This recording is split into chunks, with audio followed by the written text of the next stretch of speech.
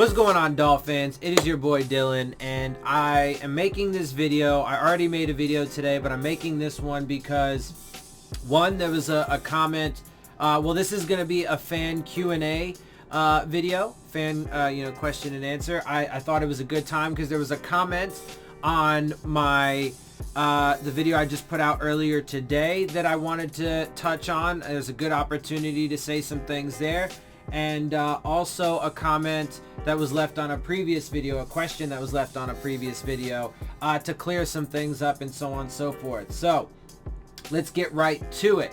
First and foremost, on the video that I just put up earlier today, Mike Pellegrino commented and said, "There's nothing mediocre about winning one season in 11 years. Okay, there's nothing mediocre about winning one season in 11 years. Okay, well, I get that, right? Like if that's the case, and if that's exactly how you look at it. I have a couple points to make though about that. First and foremost, mediocre or, average is a range. It's not black and white and saying that you're good if you have a winning season or you're bad if you have a losing season. It's not that simple, right?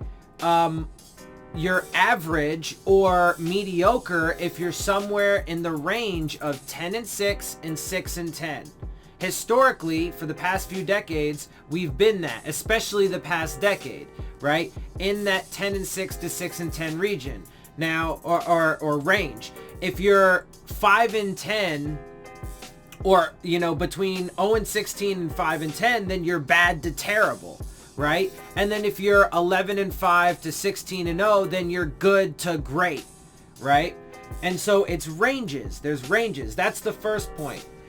Excuse me. Second point is that he used an 11-year range. So let's actually look at the past 11 years.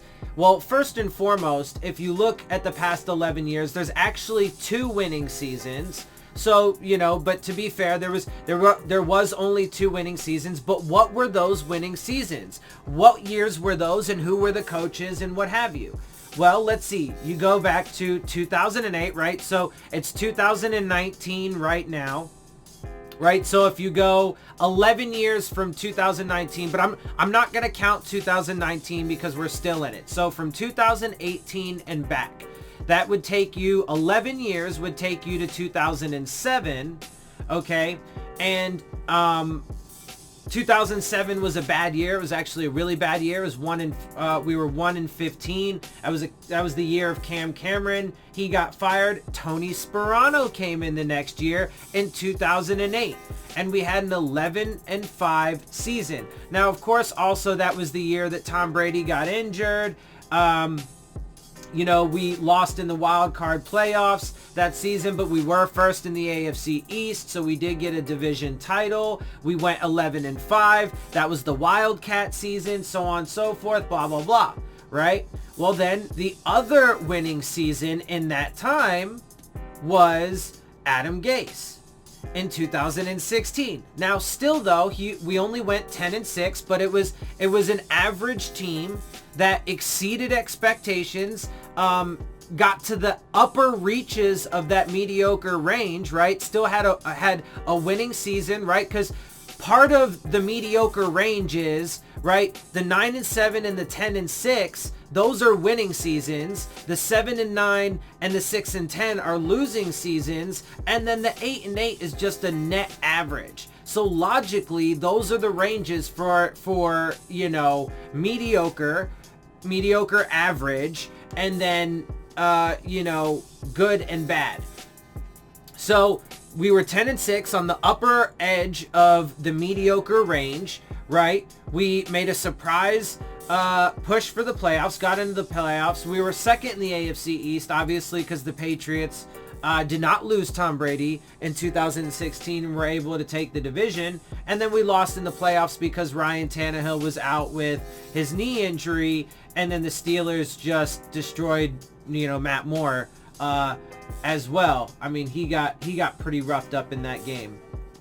So out of the past 11 seasons, it's not really accurate to say one winning season, but to be fair, it was only one more, right? So 2 winning seasons in that 11-year time frame. But then let's look at the past couple decades. So let's go back even further. Well, first of all, actually, before I do that, before I go back further, let's actually look at what the overall records are, though, for all those years. 2018, 7-9 in that mediocre range. 2017, 6-10. 2016, 10-6. 2015, 6-10. 14, 8-8. 13, 8-8. 12, 7-9. 11, 6-10. 10, 7-9. 09, 7-9. 08, 11-5. And then let's go back further. So then the previous decade, 2007 was 1-15. 2006 was 6-10. 2005, 9-7. We had a winning season there, right? Because the other standard is just wins and losses. I'm a more nuanced person than that. And so it's not just that black and white to me. There's a lot more that goes into it, and that's important to me.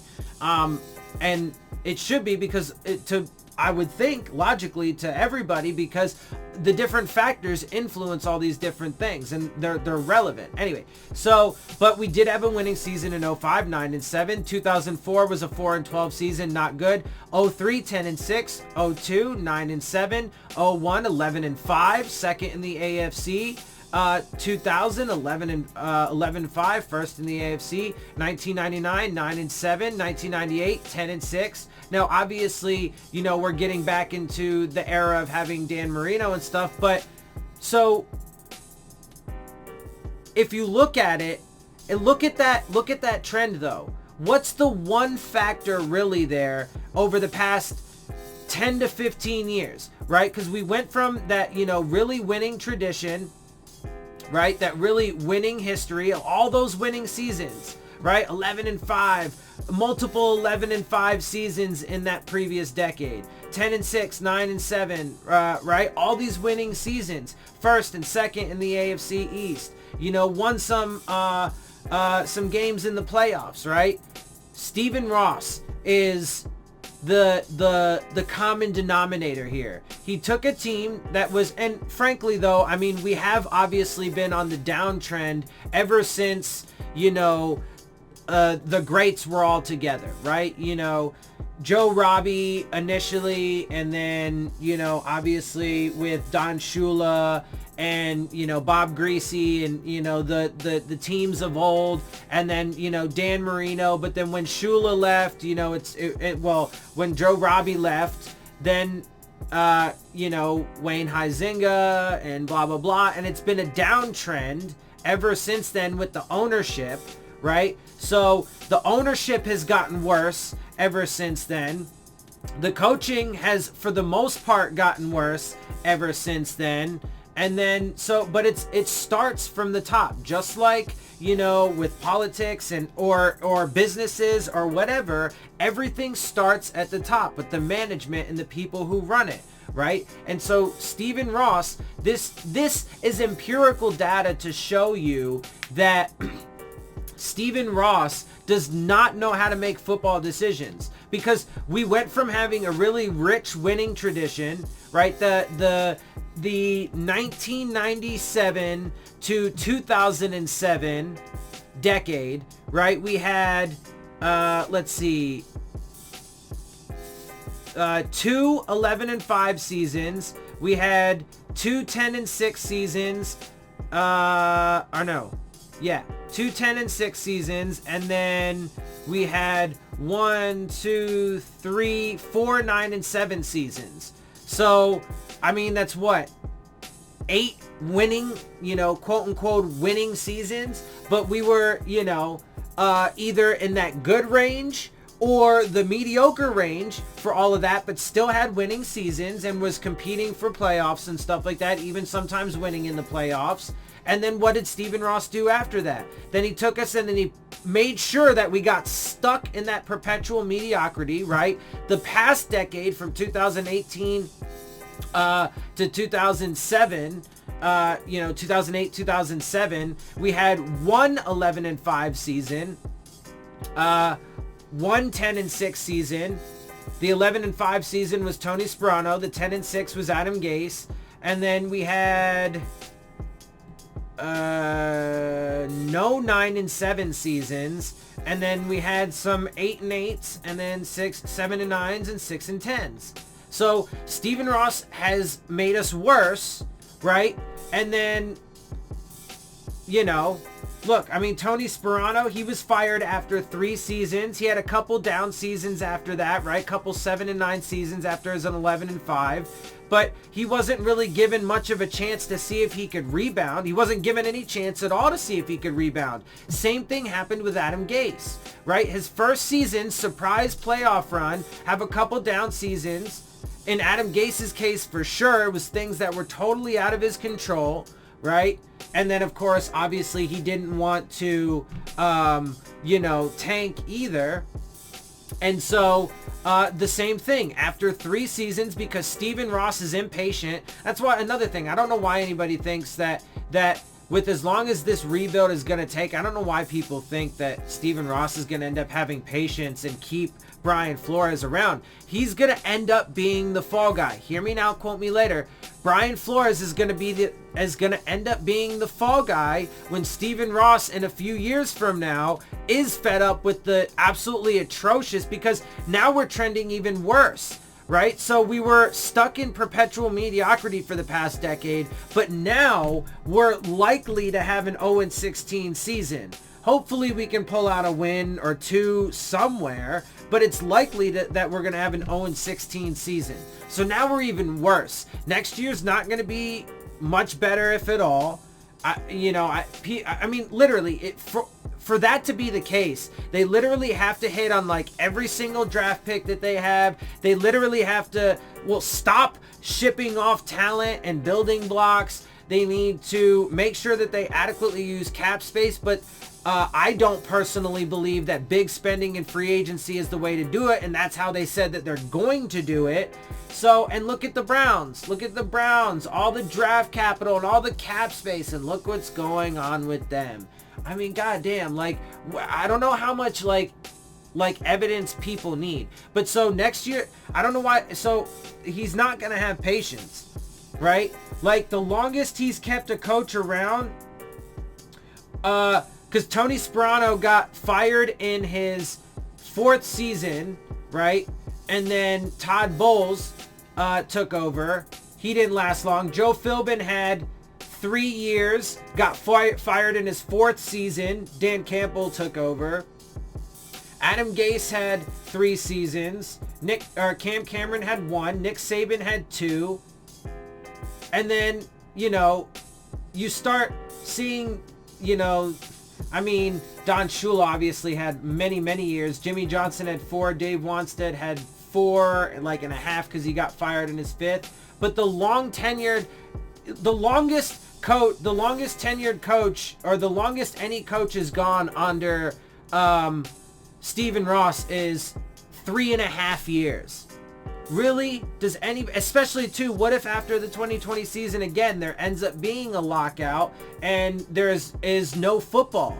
There's just no football because there's a player protest. The NFLPA and the NFL can't come to an agreement because the NFL is greedy bastards and the players don't want to be treated like shit. They want their safety to matter. They want the quality of the game to matter, right? Because hopefully the fans get pissed about those things as well. But anyway, so like it's so mind-boggling to me that anyway, but at the end of the day, the point there is that Stephen Ross needs to go. He is the problem. He is the root of the problem again. And I haven't talked about it that much. I wanted to try and keep it out of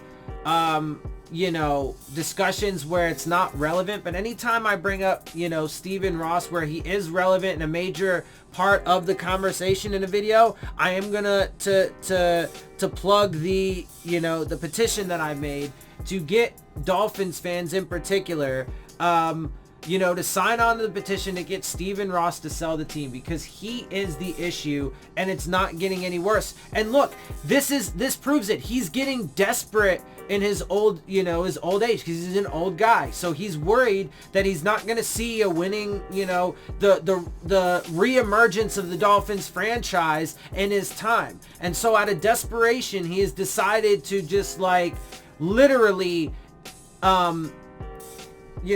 implode the team and sabotage it in as many ways as he possibly can, with this false belief that it's somehow going to turn around. But dude, I'm telling you, it's not going to turn around. Certainly not anywhere near in the time that he or anyone wants it to.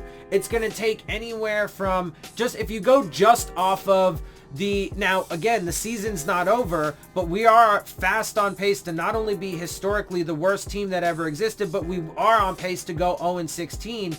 But out of all the teams out of the past few decades that went 1-15 or worse, it took on average 3.5 years for them to just get back to the playoffs. 3.5 years. On average, that's how long it takes Stephen Ross to fire a coach. 3.5 years. 7.5 years just to win a playoff game. So, and I firmly believe the only reason why we didn't win a playoff game, or the main reason why we didn't win a playoff game in 2016 was because Ryan Tannehill wasn't there. I'm going to be curious to see how he does in his second start coming up this week, because he's starting now again for the Tennessee Titans after having a good game last week and beating, I think it was the Chargers. How much information do people need to show that? And this is not I want to try and be as least egotistical about it as possible, but because it's not even about me. It's about logic and reason and data and truth and facts. If you apply logic and reason to the facts and data that you have, it's all, these outcomes that I predict are not, hard to come by. Anyway, but that does actually though bring me to the other question, and this was by Jay Orion, and I've actually been kind of debating on whether I wanted to answer this, because I know that he's saying it in kind of a snarky way, and that's cool, but I'm gonna go ahead and give him his shout out, and I'm gonna answer this question. He said, didn't you say Adam Gase was a good coach and he's going to do good with the New York Jets? Okay, fair question. So first and foremost, Adam Gase is a good coach, and his track record proves that. Again, everything that he did prior to the Dolphins is spectacular. He had a wonderful track record as a coach, and did wonderful things in all of the positions, as a coordinator, as a position coach for quarterbacks. All the positions that he worked in and all the things he did wonderful things. Came in as the head coach as the Miami Dolphins, had a surprising 10-6 playoff challenging season, and did it with an average team, and then continued to build that team and had the potential to turn it into something great. He just had unfortunately, he's not Superman. No one on the team is Superman. The coaching staff, they're not supermen and women, right? So, in the front office, right? They're not supermen and women, right? They don't have superpowers. So the adversity was too much. Anything and everything that could hit him did hit him in 2017, and the injuries were just too much to overcome in 2018. And so I firmly believe that with another draft under their belts, and that team that they had, if they got him healthy, and because they were not spending big in free agency, they were building in the draft, they were hitting on their draft picks, they were building the offensive line finally, they were doing all the right things, right?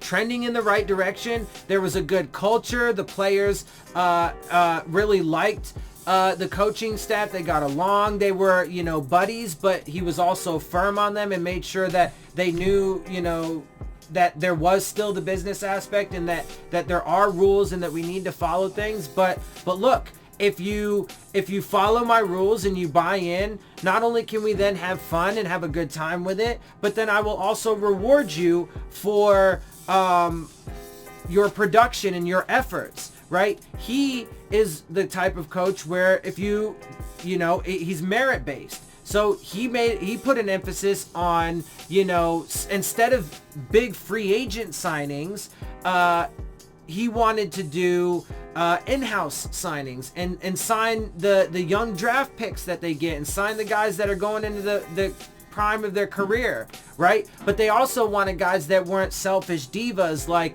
Ndamukong Suh and Jarvis Landry and Jay Ajayi, right? And again, Jay Ajayi is just completely faded off the map. I mean, Jarvis Landry is fading away now there in Cleveland. And so is Ndamukong Suh. So all those big names that, you know, now obviously the signing wasn't Adam Gase's fault for Ndamukong Suh, but he made the decision to get rid of him and that bloated contract. So credit to him for that, right? And so that's the thing, man. People just don't live in reality. Anyway, so, but to be fair though, I have said that I was wrong about this season. I thought the Jets were built, you know, especially with Sam Darnold there. Real quick too, that comment, you know, I thought that was fucked up that they aired it. I watched that Jets game and look, Darnold was shook, and I don't think it was right that they aired that comment about him seeing ghosts. Because, I mean, come on. Like, the kid's super under pressure. That's like a super, like, vulnerable moment. Like, come on, man. Have some respect. And, you know, don't put that in front of everybody, because then what happens? Then people start clowning on him, you know, then all these crazy assholes start tweeting him, you know, and start fucking saying ridiculous shit to him and like blah, blah, blah, blah, blah. And then the media runs away with it like they did. And it's just, it becomes a fucking circus and there's no need for it. And it's super disrespectful and all that shit. So that aside. But anyway, again, I was wrong. I thought that, but at the same time though, the season's not over, so I don't think it's realistic that they're gonna have some, you know, miraculous turnaround. I think the Steelers actually have a much better chance of that, and I think that they actually probably will. Get more of that into my preview video that I make tomorrow about the game. But look, I was wrong, and I can admit that because I am objective and I'm not a biased person, and because I care about facts. And so I was wrong. I thought the Jets were going to have a good season, but at the same time, let's also keep things in the proper context. There were big free agent signings in the offseason. There was obviously all that turmoil within like the front office and so on and so forth, and the firing of Todd Bowles and so on and so forth, and you know, crazy things going on in the Jets franchise in the offseason. They had all of those changes. And then they had a couple big free agent signings of Le'Veon Bell, CJ Mosley, but that was prior to Adam Gase coming in. Adam Gase comes in, he, you know, I remember seeing some comments somewhere about how, he used some kind of, you know, little bit of coach speak or whatever, but essentially he was saying, yeah, you know, they weren't really my decisions, but, you know, I like these aspects about these guys and so on and so forth. You know, they do these good things, whatever. But because he doesn't like that. He doesn't like, you know, going into free agency, being big spenders, abusing your cap space, and, you know, putting all of your eggs into like those, you know, few baskets. So there's that. Plus then, you know, they've had all the quarterback problems. You know, Darnold got mono there for a little while. And that's another thing. He already had to deal with that and all the fucking, you know, bullies coming at him because of that bullshit. And then, I mean, who cares, dude? Fucking get out of the dude's private life. Anyway, and then, you know, the next guy got hurt, and then they've had a bunch of other injuries, so they've had a rough time. But I do have confidence in Adam Gase to get it right. Now, you know, the front office of the Jets and the power, I don't know a lot about the Jets' power structure. I don't know certainly enough to say how all that is and whether or not that's going to be conducive or not, but I have confidence in Adam Gase and his abilities as a coach, and I do think he is a good coach. But again, to be absolutely clear and absolutely fair, I was wrong about that. And the Jets this year do not appear, I mean, again, the year is still not even half over, and it appears as if the Jets are not going to do very well. They are not going to have a good season. And look, they might not even do all that great next year. But I think that if Adam Gase is given the time to instill the culture that he wants, given time to work with Sam Darnold, you know, and maybe bring in some other young guys to groom up with him and behind him, and if he gets to build the team and the culture in his image, I feel pretty confident based off of his track record in the other places that he's been and with the Dolphins that he can do wonderful things. Now that still has yet to be seen for the future, but I do have confidence in him. Just like, again, I have confidence in Ryan Tannehill. And he is now showing, I had said earlier in the preseason, because there was talk that Ryan Tannehill could at some point usurp Marcus Mariota for that starting role, and it took a little longer than I thought, or personally, if I'm being honest, and this is a little bit of my personal Ryan Tannehill bias, if you want to call it that, but I was hoping that he would, because I do like Tannehill, and because also I do think that he's gotten an immensely bad rap like Josh Rosen is getting now. He was put in terrible situations, and but at the same time, he actually did perform at a pretty high level despite everybody putting all of the team failure on him, which is absolutely ridiculous. But look, now he's doing well in Tennessee. And so good on the Dolphins, but this also plays to their evaluation as talent. And how many times over the years have we talked about players from the Dolphins going elsewhere and having success? I mean, and now this is like the absolute epitome of it. We have gotten rid of so many players. Frank Gore is having success in Buffalo. Tannehill's having success in Tennessee. Cameron Wake was in the beginning, but I think he might have gotten some kind of like injury. I don't know. I have to check up on that and see where he is. But that Titans defense is strong. You know, so, I mean, Jordan Phillips is doing well in Buffalo. Although, he also was one of those big personalities, you know, that got pretty loud as well. So I did understand them getting rid of him as well, because he was part of that little group there with Jay Ajayi, Jarvis Landry, but he's the only one that's actually doing well out of all those other guys. So, you know, that's the outlier and certainly not the majority. 1 out of 4 is not the majority. So, but anyway, yeah, that's what I got. I hope you guys enjoyed that. I hope I adequately answered your questions and responded to your comments. And I hope it was a good opportunity to really get some, you know, perspective that is rooted in, you know, empirical data and facts and just, you know, truth, man. So I hope you guys like that. I'm gonna go ahead and get up out of here. If you do enjoy my videos and do enjoy my perspective, make sure you hit the subscribe button, make sure you hit the like button, make sure you hit the bell if you want to get the alerts. Make sure you share my videos and my channel with your friends and your family. Leave your questions, comments, and concerns down in the comment section. And of course, as always, make sure you follow me on Twitter at Dillon Tartaro. And with that, I am out. I'll see y'all soon. Fins up.